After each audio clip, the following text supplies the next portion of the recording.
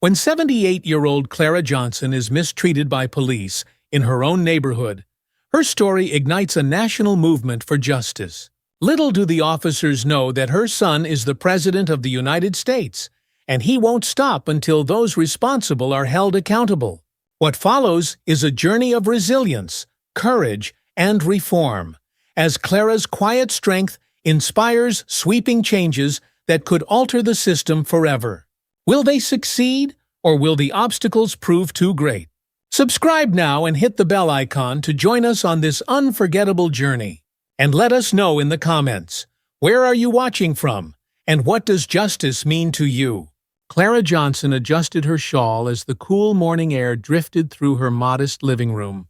The dawn light spilled through the window, casting soft golden rays over the room's aging decor. Family photos lining the shelves, a faded armchair in the corner, and the wooden wheelchair she'd used since her accident nearly a decade earlier. Despite the scars life had left her, Clara's spirit was warm and undimmed. At 78, Clara had experienced much of the world's beauty and its struggles. She had grown up in the Deep South during the height of segregation and civil rights protests. In her younger years, she'd stood with her neighbors and friends as they marched for equality and justice, risking everything to create a better world. That spirit of resilience and quiet fortitude had been her guide through life, from the challenges of her youth to raising her only son, Ethan.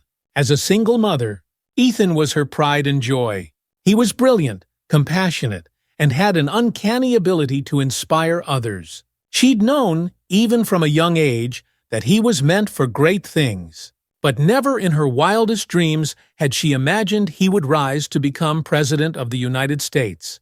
The moment he was elected, Clara had felt as though every struggle she'd endured had found its purpose, that all the trials and sacrifices she had made had culminated in this monumental achievement.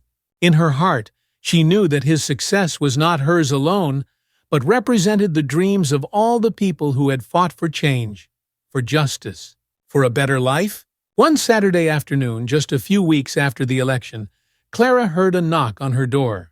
She turned in her wheelchair, slightly surprised. Ethan rarely visited without notice. His schedule was packed with meetings, briefings, and public appearances. But there he was, standing at her doorstep, wearing his usual broad smile. "Ethan!" Clara exclaimed, wheeling herself toward the door with excitement. He bent down to hug her, wrapping her frail form in his strong arms. Though he had grown into a man of great stature and influence, he was still her son, the boy who used to sit by her side on warm summer nights, talking about the world and all the dreams he held for it. "I had a few hours free, and I couldn't think of anyone I'd rather spend them with," he said warmly, helping her back into the room. "Besides, you know I never could resist your cooking." They both laughed as Clara patted his hand. "Well, you're in luck. I just made a batch of my famous sweet potato pie. Let me get you a slice." As Clara moved around the kitchen, Ethan took a moment to look around. Her modest home hadn't changed much since he was a child, but it was filled with the same warmth and love he remembered. Family photos lined the walls, capturing moments of laughter, birthdays, holidays, and small everyday memories. To him, it was more than a home. It was a reminder of where he had come from and everything his mother had sacrificed for him to succeed. When Clara handed him a plate with a generous slice of pie, they settled into a comfortable rhythm, reminiscing about the past and sharing updates on their lives. Ethan told her about his new responsibilities, the whirlwind of meetings and decisions he faced each day. Clara listened intently, pride evident in her eyes, though a hint of sadness lingered there as well. She missed the days when she could see him every weekend, when they could sit on the porch and talk about life without the weight of the world on his shoulders. "Sometimes I worry about you, Ethan," she said softly, reaching for his hand. "This job, it changes people. I don't want you to lose sight of who you are or what you stand for." Ethan squeezed her hand, his expression thoughtful.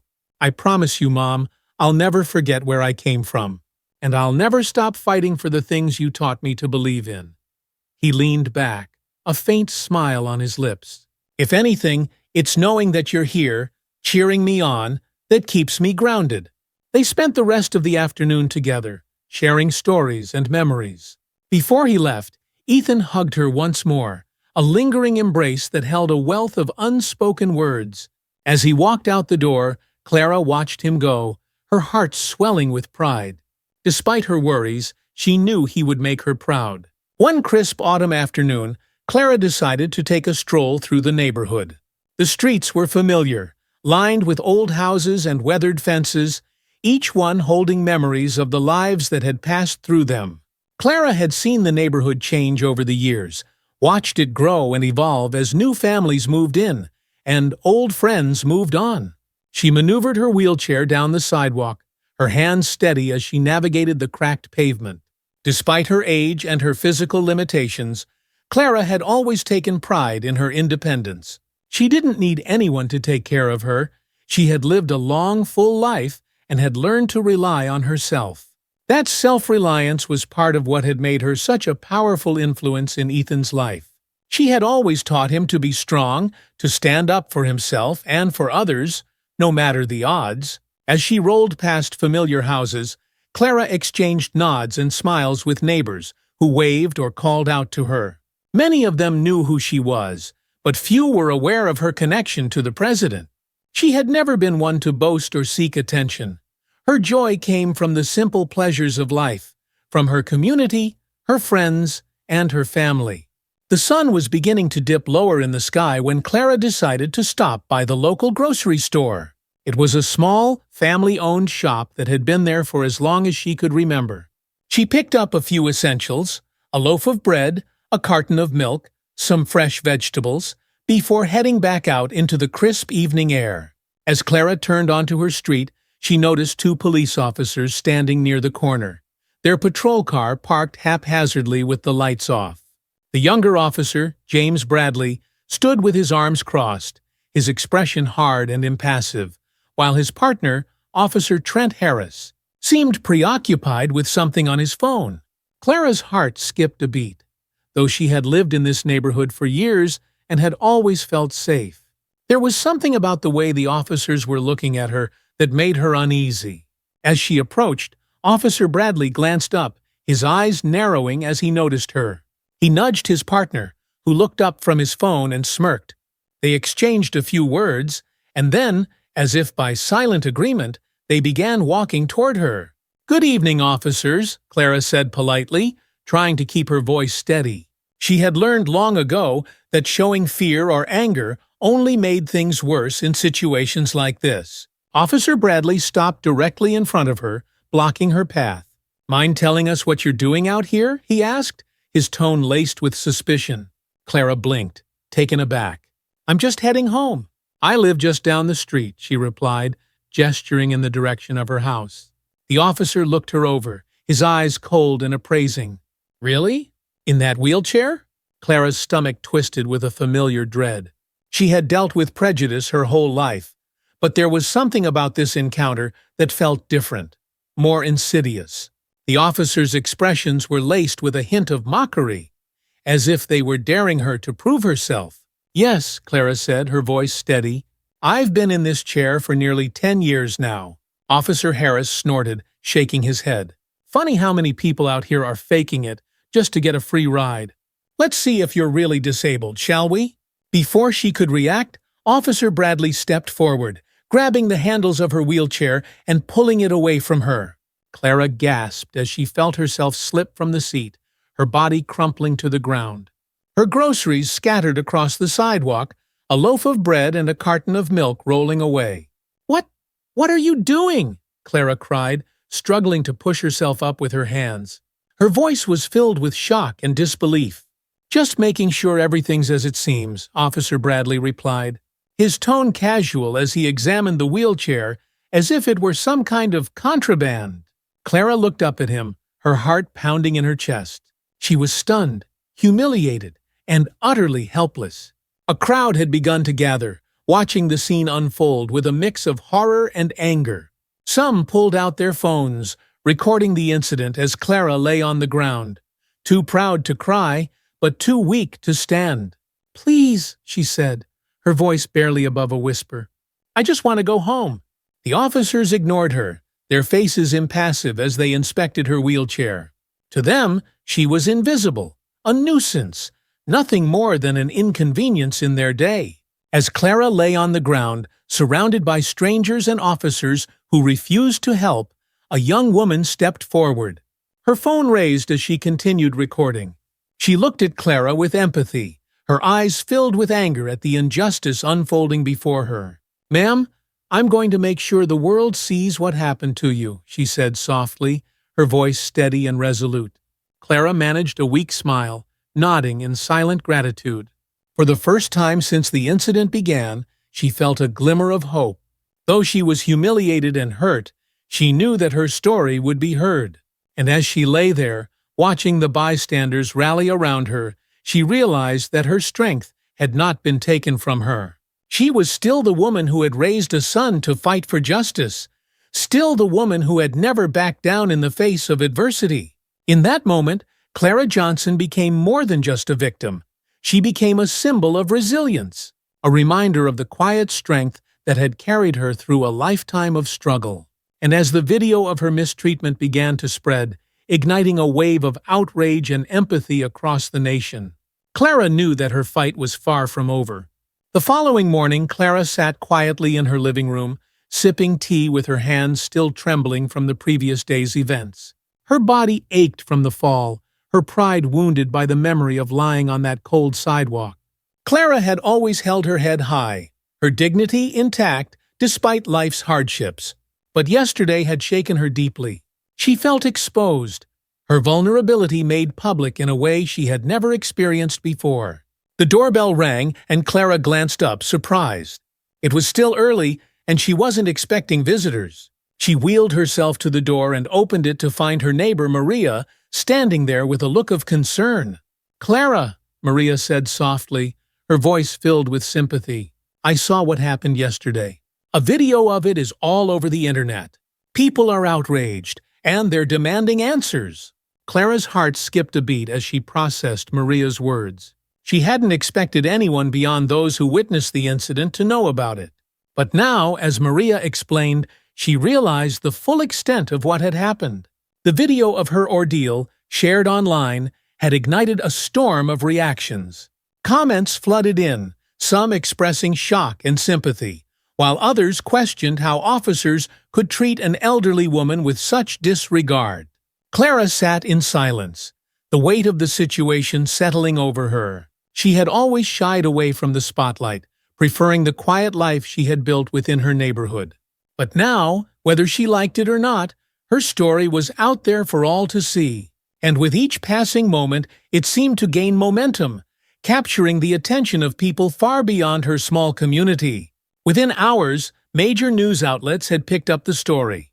Headlines flashed across television screens, capturing the public's attention with phrases like, "Elderly woman in wheelchair," "Mistakenly detained by police," and "Outrage over incident involving elderly black woman sparks debate." Talk shows dissected the footage, analyzing every frame of the encounter. In New York, Los Angeles, and Chicago, community leaders and activists held impromptu press conferences, calling for accountability and swift action against the officers involved. Their voices echoed the sentiments of countless others who saw in Clara's experience the painful reminder of a system that often failed its most vulnerable citizens. Amid the growing public outcry, Clara's strength became an emblem of resilience. The video's spread had brought people together, sparking conversations about the rights and dignity of older citizens, racial justice, and the responsibility of law enforcement to treat everyone with respect. In Washington, D.C., President Ethan Johnson sat in the Oval Office, his gaze fixed on the tablet in his hands. The video had reached him early that morning, sent by his chief of staff, who recognized the seriousness of the incident. Ethan's chest tightened as he watched, feeling a wave of anger and disbelief at the sight of his mother. His strong, proud mother, left helpless on the ground. As the video ended, he placed the tablet down and took a deep breath, his mind racing with questions. How could this have happened? How could officers disregard his mother's dignity so completely? But beyond his own anger and hurt, he felt a profound sense of responsibility. Clara's story was no longer a private matter. It had become a national issue, a symbol of the very injustices he had promised to address. A soft knock on the door pulled him from his thoughts. His chief of staff, Karen Ellis, entered the room, her expression serious. "Mr. President," she said, closing the door behind her. "The video of your mother has gone viral. It's all over social media and the news, and there's significant public backlash. People are calling for action, and they want to hear from you." Ethan leaned back in his chair, rubbing his temples. "I can't believe this happened to her, Karen. She's always been so strong, so self-reliant. And to see her treated like that—" His voice trailed off, and he shook his head. "It's personal, but it's also everything I've been fighting against." Karen nodded, understanding the weight of his emotions. "I know, sir, but the nation is looking to you for a response. If we're going to address this, we need to do it carefully." Ethan took a deep breath, his mind already formulating a plan. "I want to make a statement, but not just about my mother. This is about every person who's ever been mistreated or made to feel less than human. We can't let this moment pass without pushing for real change." That evening, President Johnson addressed the nation in a televised statement. His expression was somber, his voice steady, but filled with a controlled passion that resonated with viewers. "My mother, Clara Johnson, is one of the strongest people I know," he began, his words echoing through living rooms across America. "She taught me to stand up for what is right, to treat others with respect, and to fight for those who cannot fight for themselves. Yesterday, she experienced an injustice that no one should ever have to face. And while this incident hits close to home, it's part of a much larger issue, an issue that affects countless people every day." He paused, letting his words sink in. "I am committed to ensuring that what happened to my mother does not happen to anyone else. We are working to address systemic issues within our justice system and law enforcement, to create a world where respect, compassion, and justice are the guiding principles for all. This is not just a moment for outrage, it is a call to action." The speech struck a chord with viewers, many of whom had been following Clara's story with growing empathy. Activists praised the president's commitment to change, and the speech gave rise to hashtags like #JusticeForClara and #RespectTheElderly, which quickly trended on social media. The story had transcended the boundaries of a single incident, becoming a movement for respect, dignity, and accountability. The next day, Clara sat by her window, gazing out at the familiar streets of her neighborhood. The events of the past 2 days had left her exhausted, both physically and emotionally. But the support pouring in from around the country gave her a sense of purpose she hadn't expected. People began reaching out to her, expressing their admiration for her courage, and sharing their own stories of resilience in the face of adversity. Maria stopped by again, bringing a stack of letters and messages from people who had been moved by Clara's story. As Clara read through them, she was struck by the range of voices: young people, elderly citizens, parents, activists, all echoing the same call for dignity and justice. One message, written in neat cursive, stood out to her. "Dear Mrs. Johnson," it read, "I don't know you, but I feel like I do. I see my own grandmother in you, and I want you to know that your strength gives me hope. Thank you for standing tall, even when life tried to bring you down." Clara's eyes misted as she read the words, and a small smile played on her lips. She hadn't sought this role, but it had found her nonetheless. And if her experience could bring about change, then she would embrace it. As days passed, the momentum behind Clara's story only grew stronger. Activists organized peaceful rallies, advocating for elderly rights, police accountability, and better training for officers to handle situations involving vulnerable individuals. Signs reading "Justice for Clara" and "Dignity for All" filled the streets as people gathered to make their voices heard. Meanwhile, Ethan met with leaders in his administration to propose a new bill, the Justice in Policing Act.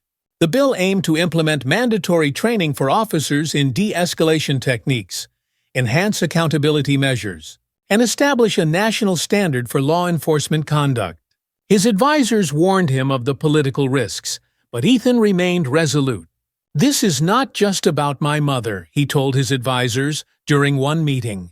"This is about every person who's ever been treated unfairly because of their age, their race, their physical ability. If we don't act now, when will we?" The proposal of the Justice in Policing Act was met with both applause and criticism. Supporters hailed it as a necessary step toward reform, while detractors claimed it threatened to undermine law enforcement. But the public's demand for change was undeniable, and Ethan's dedication to the cause inspired hope among those who had long awaited a leader willing to address these issues head-on. Clara watched the news coverage of the rallies and legislative meetings from her living room, her heart swelling with a mixture of pride and disbelief. Her story had sparked something far greater than she could have imagined. People across the country were speaking up, standing together, demanding respect and accountability. For the first time, Clara felt as though her life had taken on a new purpose. She wasn't just an elderly woman from a quiet neighborhood. She was part of a movement, a force for change. And as she watched Ethan stand before Congress, fighting for the bill that would bear her legacy, she knew that this was only the beginning. In that moment, Clara realized that her story, her resilience, was paving the way for a better future, not just for herself, but for all who would come after her. And though the road ahead was uncertain, she felt a renewed strength within her, a determination to see this fight through to the end. Across America, Clara's story continued to spark impassioned conversations.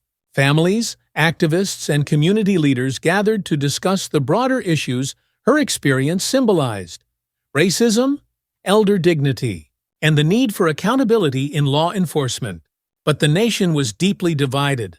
Some saw Clara as a beacon of hope, her experience a tragic example of why change was necessary. Others, however, viewed the president's response as an overreach, worrying that his proposed reforms might endanger law enforcement and weaken the justice system.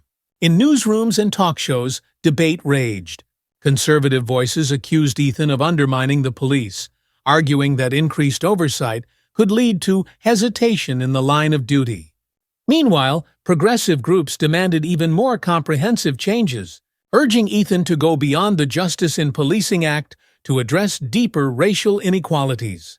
The public was split, and the pressure on Ethan intensified.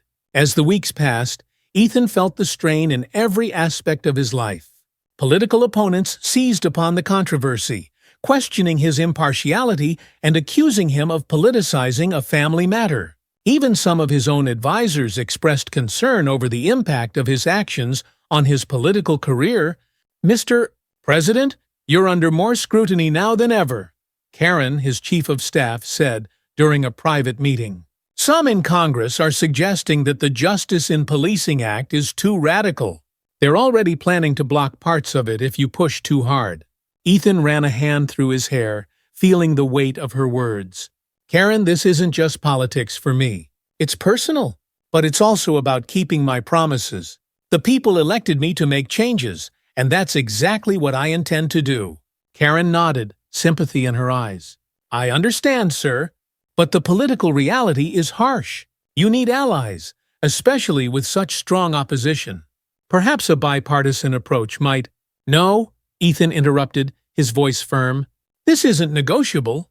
We can't afford to water it down for the sake of playing nice. The reforms have to be strong enough to make a real difference." Karen fell silent, understanding his resolve, but also aware of the battle ahead. Ethan knew that even though his stance could cost him politically, he had to do what he believed was right. Meanwhile, Clara's role in the national conversation continued to grow. Community groups, activists, and journalists reached out to her, eager to hear her perspective. At first, Clara hesitated. She had never wanted to be in the spotlight. But she realized that her voice could make a difference, that her story could help bring about the change she had fought for in her youth. During an interview with a popular morning news program, Clara spoke with quiet determination. "I never wanted attention," she began, her voice steady yet filled with emotion. "But my story has touched something in people, and for that, I'm grateful. This isn't just about me. It's about every grandmother, every child, every person who's ever been mistreated or made to feel small. The interview reached millions, further galvanizing support for her cause. People across the country began to rally behind her, and her story became more than a headline. It became a movement. Social media lit up with images of Clara, messages of solidarity, and calls for justice. For many, she embodied a strength that transcended her circumstances, a reminder of the human spirit's resilience. Despite the opposition, Ethan pressed forward with the Justice in Policing Act, rallying support from like-minded legislators and engaging in dialogue with community leaders.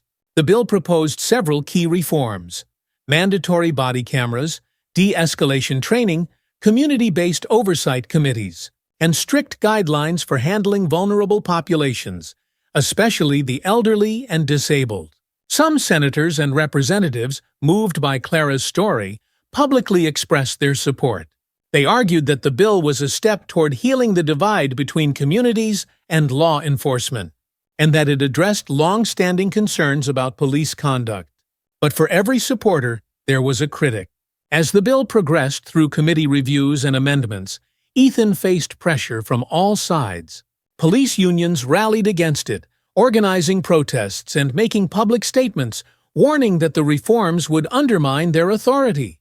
Conservative legislators called it a threat to public safety, while even some moderates feared it would alienate their constituents. Ethan knew that navigating this minefield would require every ounce of his political skill.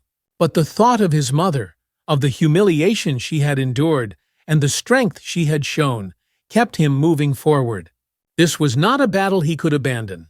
One evening, Ethan decided to visit his mother. After a long day filled with meetings, debates, and criticism, he needed the comfort of her presence. Clara welcomed him warmly, sensing the weariness in his eyes.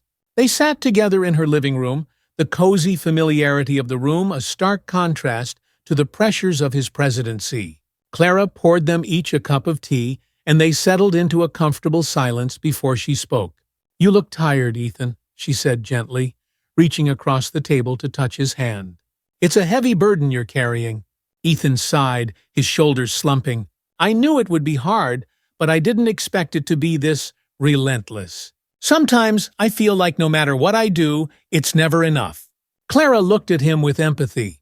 "You've always fought for others, Ethan. That's what makes you special.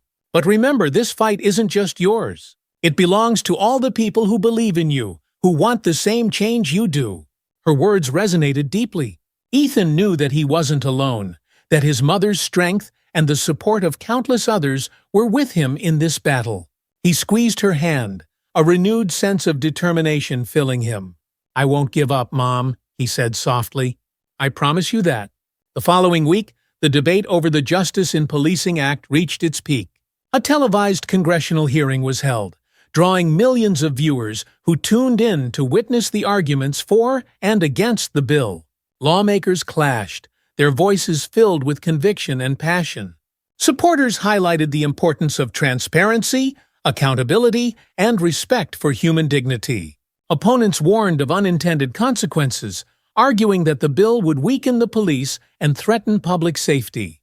As the hearing continued, protesters gathered outside the Capitol, holding signs reading "Justice for Clara," "Dignity in Policing," and "Reform Now." Clara herself watched the proceedings from home, her heart heavy but hopeful. She knew that whatever the outcome, this was a step toward a future she had dreamed of for so long. A future where people like her would be seen and valued, not dismissed or mistreated. Finally, after hours of heated debate, the committee announced that the bill would proceed to a vote. Ethan knew that the next step would be critical, that the fate of the bill and the movement it had inspired hung in the balance. On the day of the vote, the atmosphere in Washington was electric. Crowds gathered outside Congress, their voices united in a single demand: justice. Inside the Capitol, tensions were high as lawmakers took their seats, preparing to cast their votes on a bill that had divided the nation. Ethan watched from the White House, his heart pounding as the results were read. His mind raced with anticipation, his mother's face flashing before him. He thought of her strength, her courage, and the countless people who had rallied behind her story. Finally, the results came in. By a narrow margin, the Justice in Policing Act passed. Cheers erupted from the crowds outside as people hugged, wept, and celebrated the victory. For Ethan, it was a moment of triumph, a validation of everything he had fought for. News of the bill's passage spread quickly, sparking celebrations and renewed hope across the country. People gathered in parks and community centers, celebrating the achievement while honoring Clara's courage and Ethan's determination. For many, the passage of the bill was more than just a legislative victory. It was a testament to the power of resilience, compassion, and the human spirit. In neighborhoods across America, people spoke of Clara as a hero, a woman who had faced adversity with grace and strength. And as the nation celebrated, Clara sat quietly in her living room, a faint smile on her lips as she listened to the sounds of jubilation outside her window. In the quiet of her home, Clara felt a deep sense of peace. She had lived through many struggles, but this victory was something she had never imagined. And though the road ahead would still be challenging, she knew that her story, her strength, had sparked a change that would resonate for generations. As Ethan watched the celebrations from the White House, he knew that this was only the beginning. The journey toward justice was far from over. But the passing of the Justice in Policing Act was a step forward. A step he had taken not just for his mother, but for everyone who had ever been made to feel invisible. In the weeks following the passage of the Justice in Policing Act, the focus turned to the upcoming trial of officers James Bradley and Trent Harris. Both officers faced charges of misconduct and abuse of authority, and their defense team was already working to build a case that framed their actions as a misunderstanding rather than an abuse of power. The trial quickly became a media sensation, capturing the public's attention much as Clara's story had in the beginning. News channels and online outlets followed every development, and people debated heatedly about the implications. For some, the trial was a long-awaited step toward accountability in policing, while others saw it as an example of law enforcement being unfairly scrutinized in the name of politics. Clara, meanwhile, remained steadfast. She knew that the road to justice was not easy, but she believed in the importance of holding the officers accountable, not just for herself, but for everyone who had ever been mistreated. Her resolve became even stronger as she saw the faces of the people who reached out to her, strangers who saw in her a shared struggle, a common cause. As the trial date approached, Clara met with Ethan's legal team, who had offered to help prepare her for her testimony.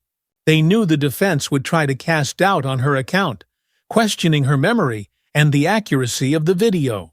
Clara understood the challenge but remained undeterred. She had faced difficult moments before, and she was determined to speak her truth.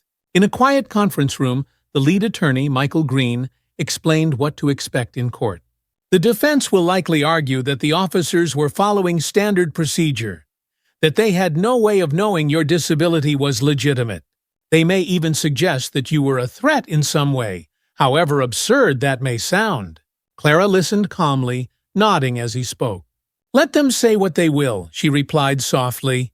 "I know what happened, and so do the people who saw that video." Ethan, who sat beside her, placed a reassuring hand on her shoulder.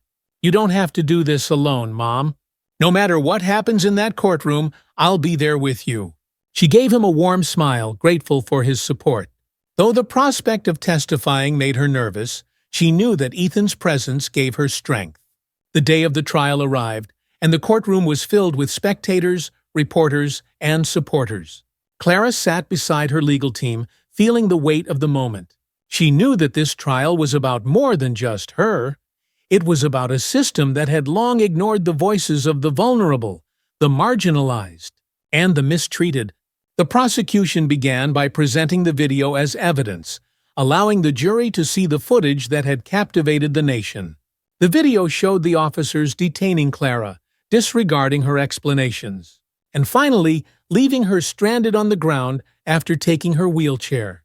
The room fell silent as the video played, each frame a stark reminder of the indignities Clara had endured. When the video ended, the prosecutor, Sarah Marshall, addressed the jury. Mrs. Johnson was treated with a level of disrespect and disregard that no person should ever experience, especially someone in her condition. This case is not just about a mistake. It's about a breach of trust, an abuse of power. The defense, however, was quick to counter. They argued that the officers had followed protocol, that they were simply doing their job in a neighborhood with a high crime rate. They claimed that Clara's refusal to comply had made her appear suspicious, that the officers were merely taking precautions. When it was time for Clara to take the stand, the courtroom held its breath. Dressed in a modest suit and with her hands folded neatly in her lap, Clara looked out at the room with a calm, steady gaze. She took a deep breath, feeling the gravity of the moment, and then began to speak. She recounted the events of that day, her voice unwavering as she described the fear, the humiliation, and the sense of helplessness that had washed over her as the officers took her wheelchair. She spoke of her years of independence, of the pride she had taken in raising her son alone, of her lifelong belief in justice and respect. Those officers looked at me and saw someone they could dismiss, someone they thought wouldn't matter, she said, her voice soft but filled with conviction. But I am here today to tell you that every person matters. No one deserves to be treated as less than human. Her words resonated deeply with the jury and the audience. Even some members of the defense appeared moved, unable to meet her gaze as she spoke. When the defense cross-examined her, they tried to question her memory and her account of the incident. But Clara remained resolute, answering each question with quiet dignity. She was not intimidated by their attempts to discredit her. She knew her story, and she knew the truth. As she stepped down from the witness stand, the courtroom erupted in murmurs of admiration. For many, her testimony had been a powerful reminder of the strength and dignity that lay within her.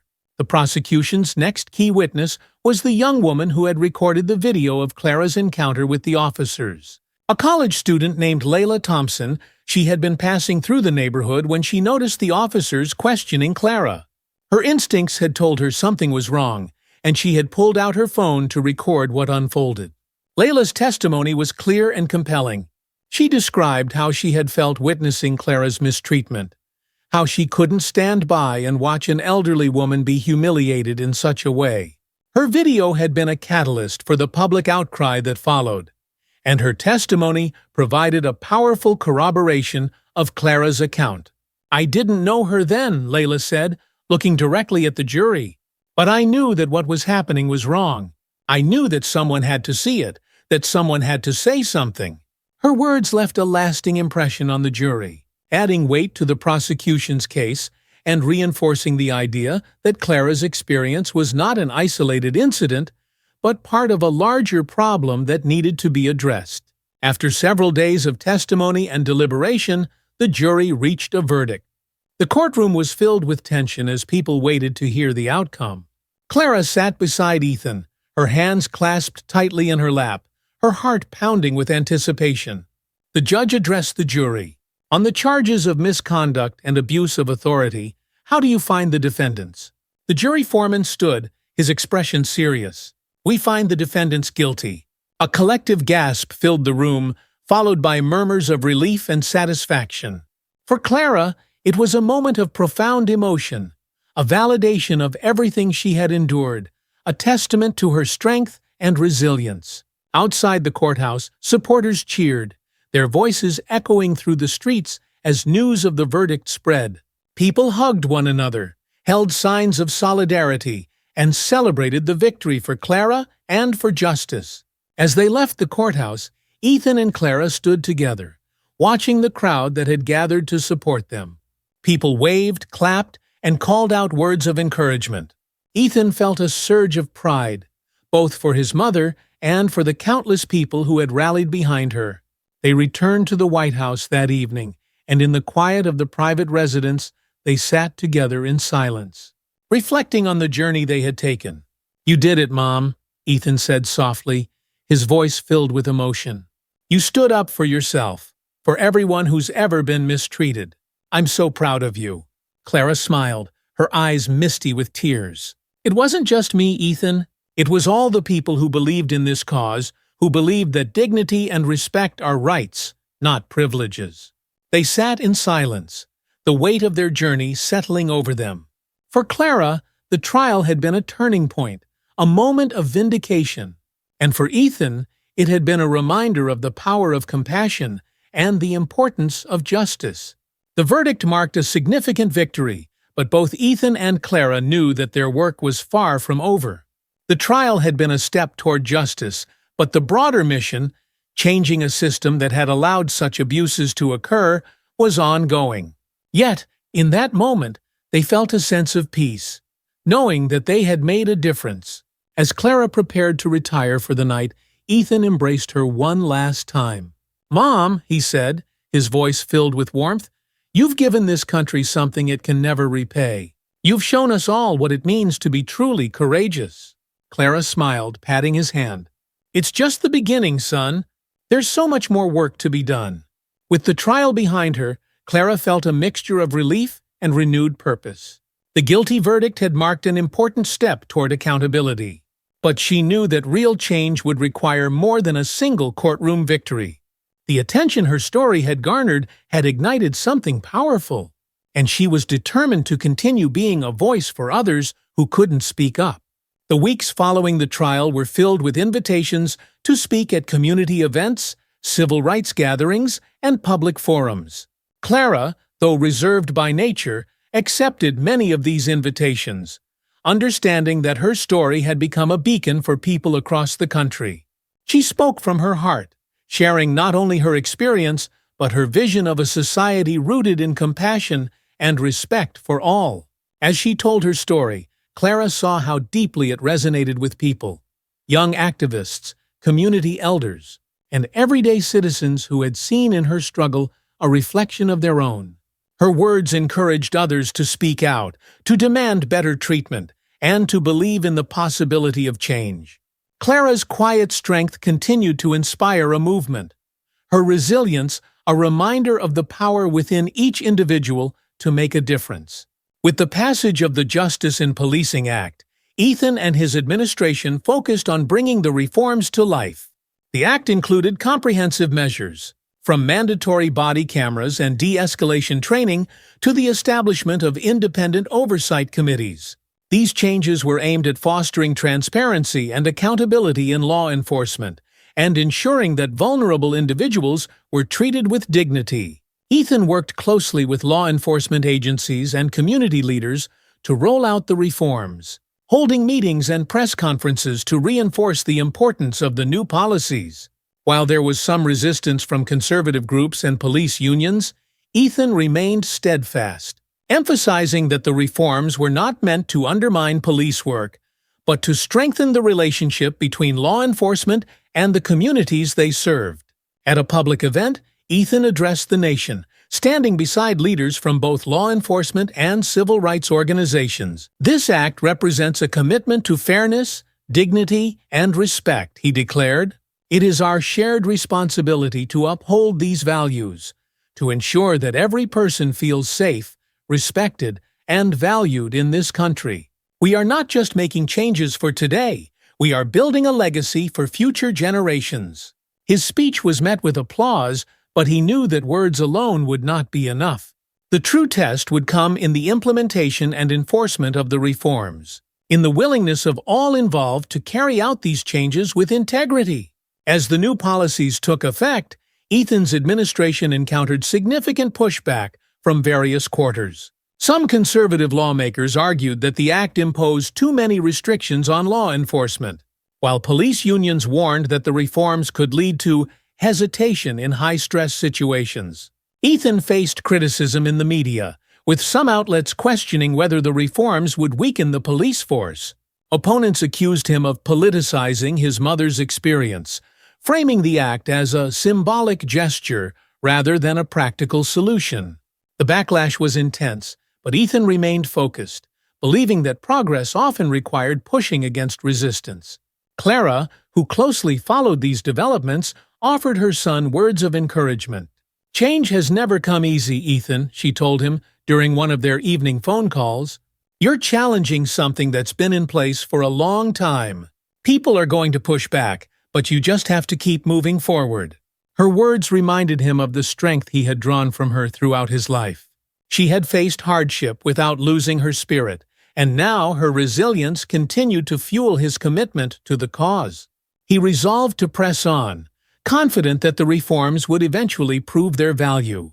Several months after the Justice in Policing Act went into effect, communities across the country began to notice subtle but meaningful changes. Officers in major cities wore body cameras as part of standard protocol, and new de-escalation training programs had become mandatory in police departments nationwide. Independent oversight committees were established, providing transparent reviews of complaints against officers, particularly in cases involving elderly or disabled individuals. In Clara's own neighborhood, residents noticed a shift in the interactions between police and the community. Officers were more mindful, more approachable, and more responsive to the needs of local residents. Though the changes were gradual, they represented a step toward healing the trust that had been strained by years of neglect and mistreatment. At a town hall meeting in her neighborhood, Clara joined a panel of community leaders to discuss the impact of the reforms. She spoke with pride and optimism, sharing how the changes had already begun to improve the lives of people in her community. It's not perfect, she said, her voice steady, but it's a start. And sometimes a start is all we need to build something truly meaningful. Her words resonated with the audience, many of whom had witnessed her journey firsthand. For them, Clara was not only a symbol of resilience, but a testament to the power of community action and the possibility of change.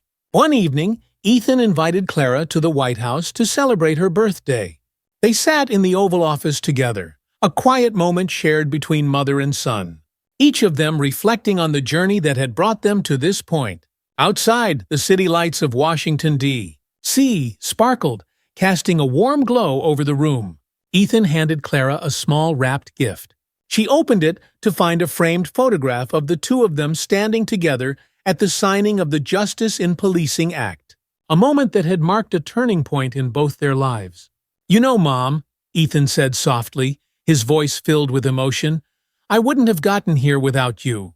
Your strength, your courage. It's what gave me the resolve to keep going, even when things got tough." Clara smiled, tears in her eyes. "I'm proud of you, Ethan. Not just because you're the president, but because you're a man who keeps his promises. You've made a difference, not just for me, but for everyone who's ever felt invisible." They sat in comfortable silence, each of them feeling the weight of what they had accomplished. Clara knew that her story would not end with her. It would continue through the lives of those who had been inspired by her journey, through the reforms that Ethan had worked so hard to implement. The following morning, Clara returned home to find a crowd gathered outside her house. Friends, neighbors, and community members had come together to celebrate her, holding signs that read, "Thank you, Clara," and "Our Inspiration." Or, children ran up to hug her, and elderly residents clasped her hands, thanking her for her courage. Clara stood before the crowd, deeply moved. She addressed them with humility, reminding them that the fight for justice was ongoing, and that each of them had a role to play. "I didn't do this alone," she said. "It was all of you, your support, your voices, that made this possible. Remember, change doesn't come from one person. It comes from all of us, working together." The crowd erupted into applause, and Clara felt a profound sense of peace. She had done her part, and now it was up to others to carry on the work she had begun. As she looked around at the faces of those who had stood by her, she knew that her legacy was safe in their hands. Back at the White House, Ethan continued his work, aware that the Justice in Policing Act was only the beginning. Inspired by his mother's journey and the stories of those she had touched, he began advocating for further reforms, addressing issues in housing, healthcare, and education, areas where marginalized communities had long been neglected. The public's response was overwhelmingly supportive, with people across the country rallying behind the cause. Clara's story had lit a spark, one that would continue to burn, as others took up the mantle of justice and equality. For Ethan, every decision he made, every piece of legislation he championed, was guided by the values his mother had instilled in him. As he looked out the window of the Oval Office, Ethan felt a sense of purpose and clarity. He had been given the opportunity to make a difference, to carry on his mother's legacy, and he intended to honor that responsibility every day of his presidency. On a bright spring morning, Clara and Ethan joined hands as they walked through her neighborhood, passing by the familiar streets and faces that had been part of their lives for so long. People waved, called out greetings, and thanked them both for everything they had done. The atmosphere was one of unity, a community strengthened by the resilience of a woman who had faced adversity with grace and courage. As they reached the end of the street, Clara paused, looking back at the neighborhood she had always called home. She felt a deep sense of satisfaction, knowing that her life had mattered, that she had left a mark on the world that would endure long after she was gone. Ethan turned to her, his eyes filled with pride. "You did this, Mom. You changed lives. You gave people hope." Clara smiled, her heart full. "And so did you, Ethan. Together, we've shown the world that change is possible." They embraced, standing together as mother and son, knowing that their journey had left an indelible legacy. The path forward would not be easy, but they had laid the foundation for a brighter, more just future. A future built on the strength, courage, and unyielding resolve of a woman who refused to be invisible. In the years that followed, the Justice in Policing Act became a cornerstone of reform, inspiring additional legislation and serving as a model for communities nationwide. Clara's story remained a touchstone, her courage a reminder of the power of one voice to inspire a movement. Through her legacy, and with Ethan's continued efforts, Clara's dream of a more compassionate, fairer world lived on. A legacy of justice, dignity, and hope for generations to come. As Clara and Ethan's journey shows, one voice can spark a powerful movement for change.